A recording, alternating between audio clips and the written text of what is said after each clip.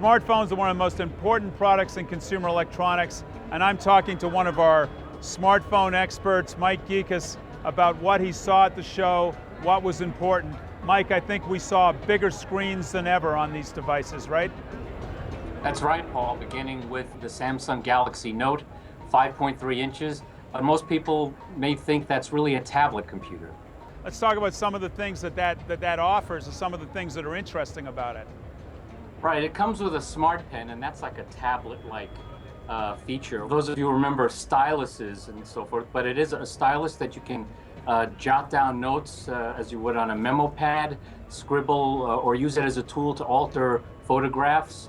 Let's talk about cameras. Obviously, the camera's been a very important feature for smartphones now, people using them a lot more. What did we see as far as cameras in the new models that were introduced at the show?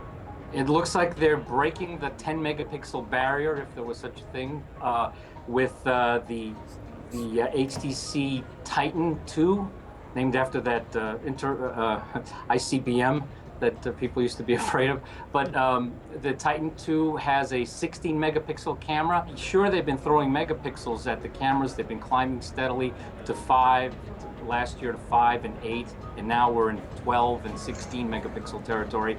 But what they lack are quality sensors, quality lenses. There's no optical zoom, so they're just making bigger pictures, but maybe not necessarily better.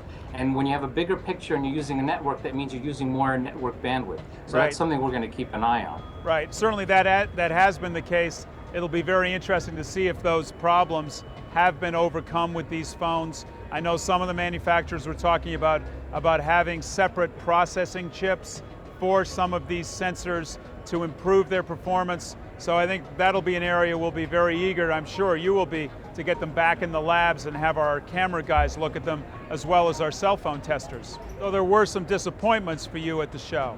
We were expecting to see many of these phones that won't even be available for several months to launch with the latest version of Android 4.0, and they're all coming out of the box with Gingerbread version 2.3, something similar to that, with a promise of an upgrade. In some cases there's no clear indication that they'll be upgradable to 4.0. So there's some disappointment there when in that regard.